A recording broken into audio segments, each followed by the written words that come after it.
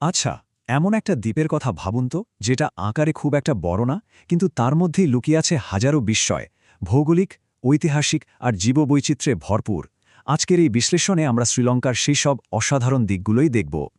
শ্রীলঙ্কাকে কিন্তু দুটো খুব সুন্দর নামে ডাকা হয়।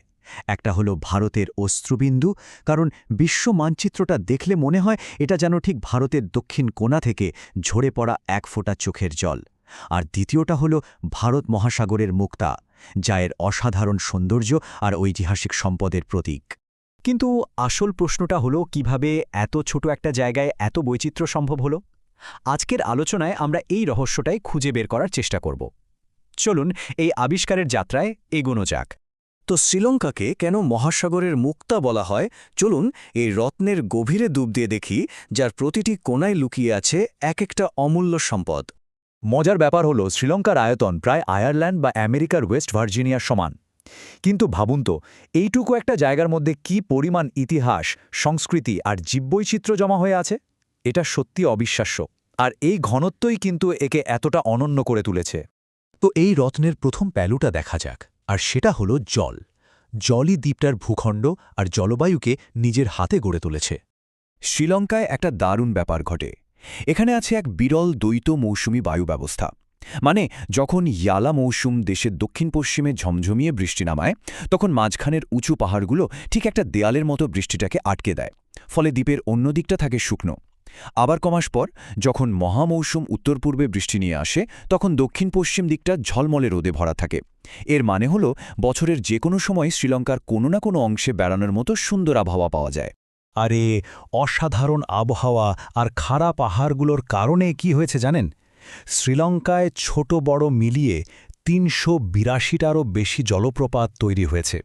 দ্বীপটার আকারের তুলনায় সংখ্যাটা কিন্তু রীতিমতো অবাক করার মতো। আসলে পুরো বিশ্বের জলপ্রপাতের ঘনত্বের দিক থেকে শ্রীলঙ্কা কিন্তু ১ নম্বরে। হ্যাঁ, ঠিকই শুনছেন। এটা এমন একটা বিশ্ব রেকর্ড, যা এর ছোট আকারকে যেন রীতিমতো চ্যালেঞ্জ জানায়। এবার রত্নের দ্বিতীয় দিকটা দেখি, যেটা আরও অবাক করার মতো। চলুন দেখি কিভাবে মূল ভূখণ্ড থেকে বিচ্ছিন্ন হয়ে এই দ্বীপটা একটা স্বর্গে পরিণত হল। একটা সময় ছিল যখন অ্যাডামস ব্রিজ বা রামসেতু নামের একটা স্থলসেতু শ্রীলঙ্কাকে ভারতের সাথে জুড়ে রেখেছিল। কিন্তু ১৪৮০ সালে এক ভয়ঙ্কর ঘূর্ণিঝড় এসে সেই সেতুটা ভেঙে দেয়।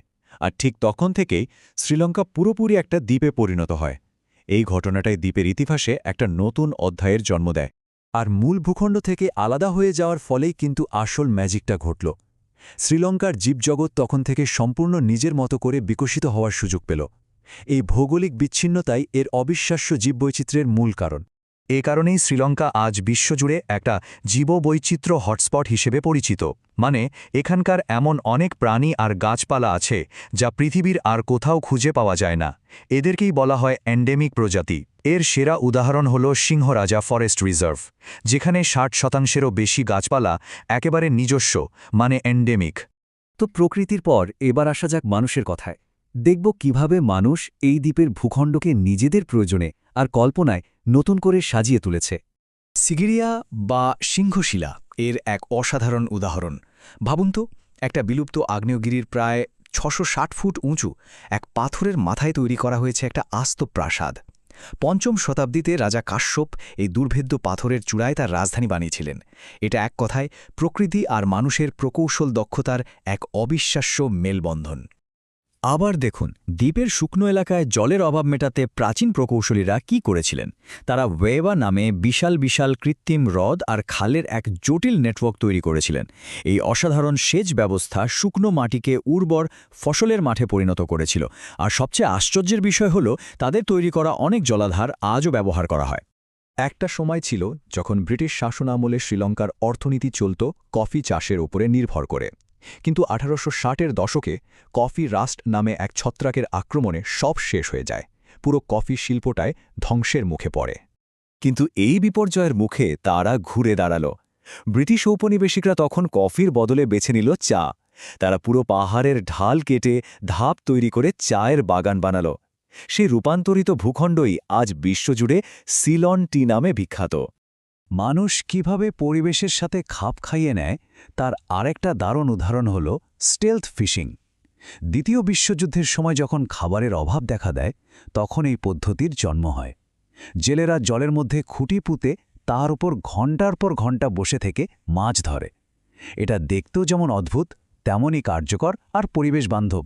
চলুন এবার এই রত্নের শেষ দিকটা দেখি, যা হয়তো সবচেয়ে মূল্যবান, এর সাংস্কৃতিক ভাণ্ডার। এটা শুনতে বেশ মজার লাগতে পারে যে একটা দেশের ভূগোল থেকে একটা আস্ত ইংরেজি শব্দের জন্ম হতে পারে। শ্রীলঙ্কা ঠিক তাই করেছে। কিন্তু শব্দটা কি তা কি অনুমান করতে পারছেন? শব্দটা হল সেরেন্ডিপিটি।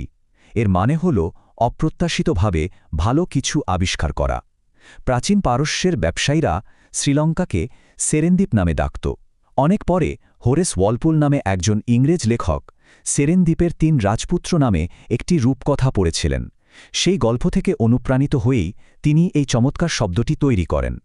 শ্রীলঙ্কা কিন্তু আর্থসামাজিকভাবেও একটা ব্যতিক্রমী দেশ।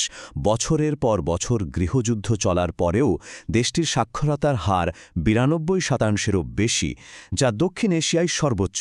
আর এটা কোনো দুর্ঘটনা নয়, বরং সরকারের সুচিন্তিত নীতির ফল, যেখানে সবার জন্য বিনামূল্যে শিক্ষার ব্যবস্থা করা হয়েছিল।